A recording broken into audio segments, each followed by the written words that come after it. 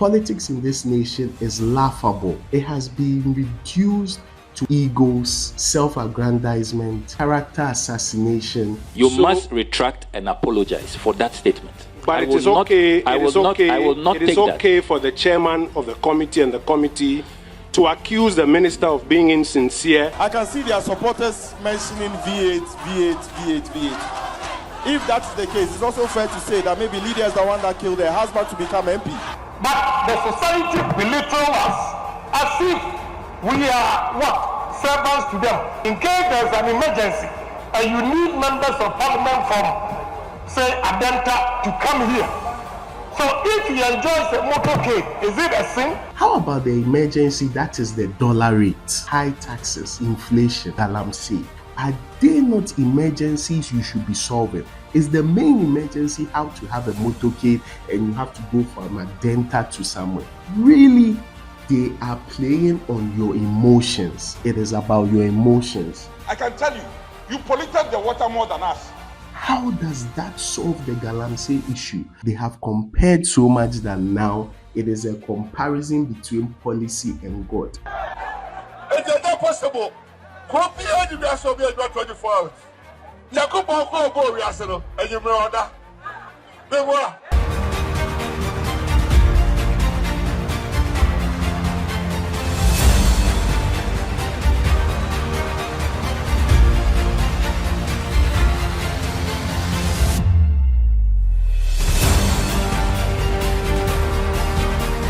Now, in today's episode of I Don't Care, let's quickly get into it. So for starters, I still do not know who to vote for on December 7th because, there are so many options. But I'll be the first to admit I'm not mature enough to accept that people could indeed go and vote for a third force. So I'm sticking in between the two. It's either NPP or NDC for me because obviously from where I sit, one of them is going to win the election.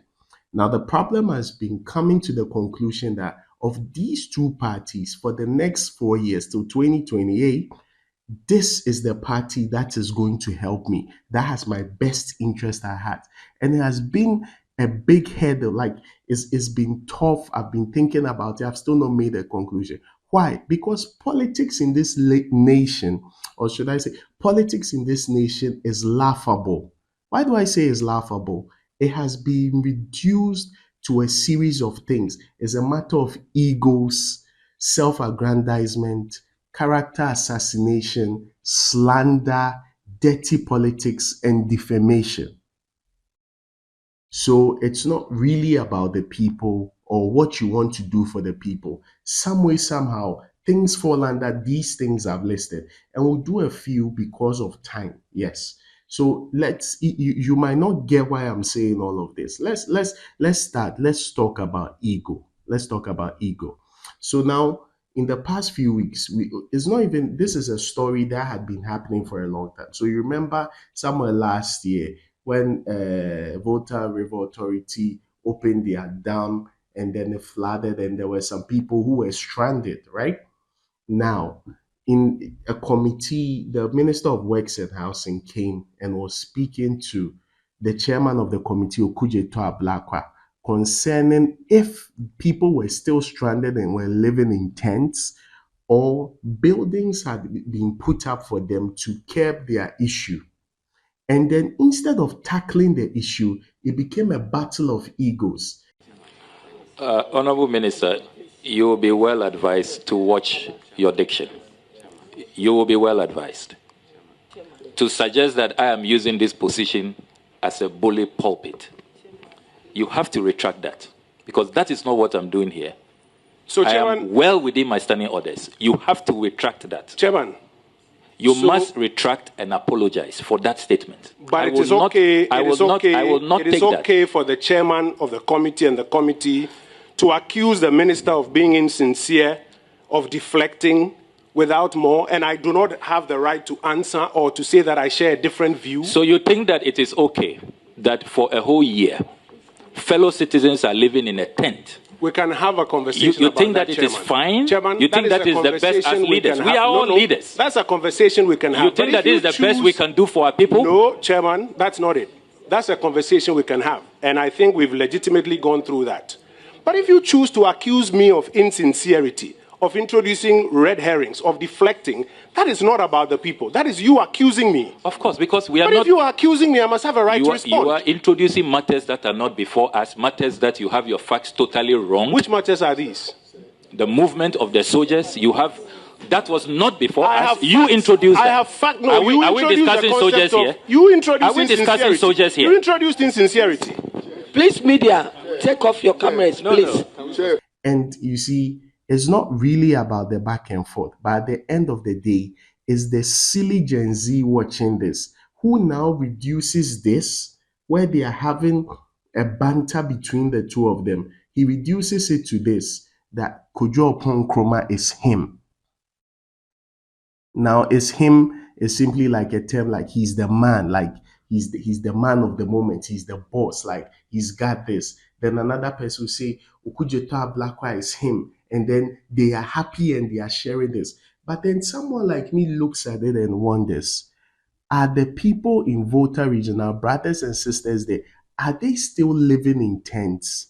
If some of them are still living in tents, when are they going to move out of those tents? What is being used to help them?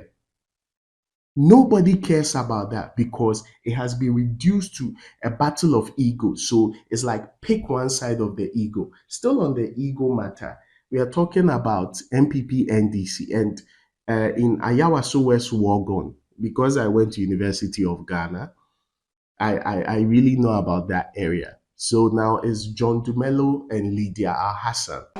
Sanitation problem. Okay, but I want to say something. I can see their supporters mentioning V8. If that is the case, it's also fair to say that maybe Lydia is the one that killed her husband to become MP. Because that's it. Because if they want to go that tangent, I can also go that same tangent. Please, let's not go that tangent. No. If they want to go that tangent, I'll go the same tangent. Because this time around, it's boot for boot. Because you cannot decide to be a bloody widow to be member of parliament. Yes. If you smile, I smile back. If you slap, I slap you back. If you aim at me, I'll aim at you back. It's as simple as that.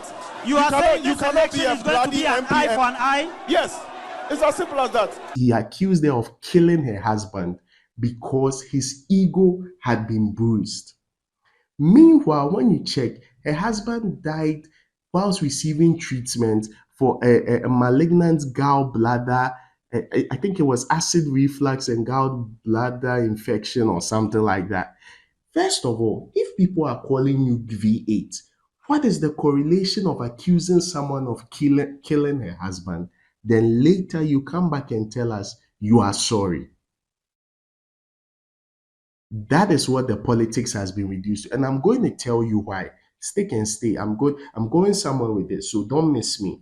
Now, another point I talked about is self-aggrandizement, where in the emergency public, the parliamentary meeting to curb this issue on Galamsey, you had a man I respect, Honorable Kennedy Ejapon. I respect him because if for nothing, he did a killer expose on Who Watches the Watchman. That opened my eye to a lot of things. My contribution is to caution my colleagues to be bold for once. Because we've been covered to the public, anything concerning Parliament, we are afraid of the reaction of the public. And anything the government needs, they will first come to Parliament. For a whole speaker to say that he cannot even enjoy a motorcade. Who is Kennedy Ejapon, who went to Senate and enjoyed motorcade under President Kufuor's administration? We must be bold and speak the truth. Every money this country needs, it has to go through Parliament.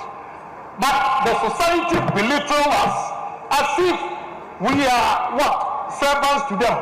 Although we are servants to them, we also have to enjoy rights. I want you guys to be bold. Members have to be bold. No, in case there is an emergency, and you need members of Parliament from, say, Adenta to come here. So if he enjoys a motorcade, is it a sin? Mr. Speaker, I am speaking for Parliament that it is very important institution, and therefore we should not be afraid also to demand opportunities for ourselves. Now he stands up, and in his statement, he's talking about the fact that it's like politicians are scared of the public outcry. Sometimes they are scared. It's like the people are, it's like we are servants to them. Then he quickly says, oh, we are serving them and not. Okay, then he goes on talking. He's talking, and then basically he's trying to say that it's like they want to do things that they know are good for them, right? But they are scared of what the public will say. The public is you and I who actually votes them into office. They are scared what we will say, so they don't do it. Then he cites an example. What if there is an emergency meeting and you are coming from Adenta? Why shouldn't you have a motorcade? So he's still talking about the fact that they want to have police motors and or policemen or police. They want to be able to beat traffic in motorcades and all that. So he says, if there is an emergency and I'm coming, I want to pick a few, right? Now there are various emergencies that he didn't talk about. So the main emergency is how to get to parliament. But then you see, if you were getting to parliament and solving these emergency issues, then there will be no public outcry. We'll know that, oh no, our leaders really need to get there because there are things they have to do for us. How about the emergency? That's the dollar rate. How about the emergency that is Galamsey? How about the emergency that Ghana Water Company Limited came out and said, due to Galamsey, there will be lack of water, potable drinking water in some neighborhoods? How about taxes? How about people's pensions being affected? How about the haircuts that happen? Are they not emergencies you should be solving? Is the main emergency how to have a motorcade and you have to go from a dental to somewhere? Really? Anyway, like I said, I'm going somewhere with this. I'm going to tell you why it has been reduced to these things. Now, the next thing is the character assassination I talked about, where you have is an election year, and then we have two candidates, which I believe one of them will definitely win. His Excellency John Dramani Mahama and His Excellency Dr. Mahmoud Baumia. Now, the character assassination I'm talking about, it has been reduced to one party is calling one a drunkard. So they are calling John Mahama a drunkard. Then the other party comes with a rebuttal and calls the Muslim man a pork eater. Is this what our politics has been reduced to? In a year where we have to make a decision based on what people are coming to offer us or do for us, it has been reduced to who eats pork and who is a drunkard. If we are even talking about drunkards or what, you see, I don't think what you eat decides what policy you have for us and how it will change or shape the nation. If we are talking about drunkards, Winston Churchill was known for being a drunkard, a serious drunkard or a heavy drinker, maybe not a drunkard, but a heavy drinker. But he still led them through a world war. So it's not about alcohol or what you eat. It's about what you have to offer to us or what you have to offer us. Now, I've written a lot of things, but like because of time, I'm trying to skip some. Now, the reason why the politics have been reduced to things like ego, character assassination, and self aggrandizement that I'm talking about is the fact that they are playing on your emotions. It is about your emotions. This is the year that no one has any good policy for us. Of the two, they do not have killer policies that they know will change the nation. So they are trying to play to your emotions. They are trying to make you feel, oh, if he eats pork, it's so absurd. Absurd. He's a drunkard. No facts. We've never seen the man drunk, but we are calling him a drunkard. He's a pork eater. We've never ever seen the man eat pork, but we are calling him a pork eater. So it has been reduced to this because we want to play on your emotion. So if you can't stand for someone who eats pork, as absurd as the more I say that, the more it gets absurd. If you can't stand for somebody who eats pork, vote for someone else. If you can't stand for alcohol, vote for this person. Are we serious in this country? They are playing on your emotions. So that is why in the emergency meeting, where Galamsey is a menace and we have to solve it, Anodompre will stand up and then say that. I can tell you, you polluted the water more than us. You polluted the water more than us. How does that solve the Galamsey issue? So now you are sitting home because they are playing on your emotions. You are thinking, this party cries true. It's like we've forgotten. They did worse than this party. Nah, let them have my vote. Because if for nothing, cry, they did worse than. Let this one have my vote. Because if for nothing, the other one did worse than me. Really?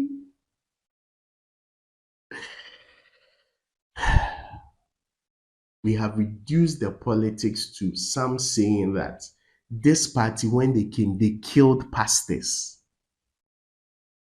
They killed pastors. And because of that, don't vote for them. As to whether this is a true assertion or not, I don't know. But you see, then earlier I talked about the V8, you killed your husband. I talked about the ego. Throughout all this, no one is talking policy. It is the policy that will actually shape the nation. It is the ideas that will shape. No one is talking about it. It has been reduced to, I've never been president before. The other one has been president, so vote for me. So many things, but then hidden in plain sight is the lack of policy. What is going to change us? Nobody is talking about that. And you are missing it because you are too emotional to care about the next 4 years. You are reducing it to emotion because they've sat in rooms and decided that they will make it about your emotion, and you are kowtowing to them.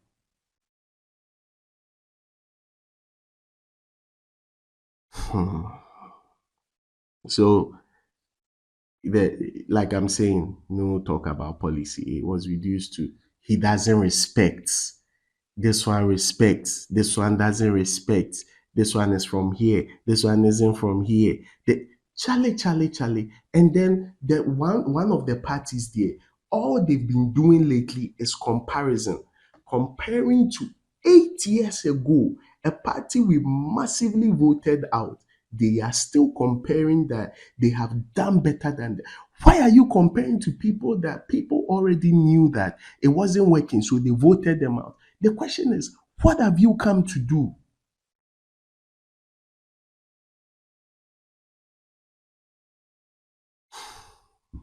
What have you come to do?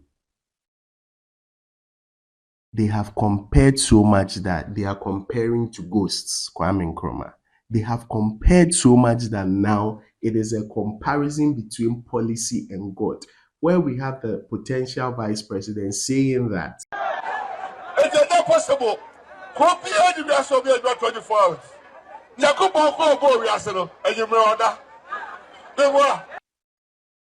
Basic Christianity, he neither slumbers nor sleep. He only rested on the 7th day. God goes to sleep so we can have a 24-hour economy. And that is what we are talking about now. So we have closed the book on policy because it is all about emotion. I don't care who you vote for. I don't care who you are thinking to vote for. It's up to you. It's your choice. But I care that they are making it about your emotion and you are falling for it. There are things I was going to talk about. I was going to talk about tribe. I was going to talk about age. I was going to talk about so many things. But because of time, I do care that it shouldn't be about your emotion. It should be about policy and who has the best idea to move us from where we are, which is deep trenches, to greater heights. As always, it's Terrence. Remember to like, subscribe, and share because we are just getting started. Catch you same time. Bye.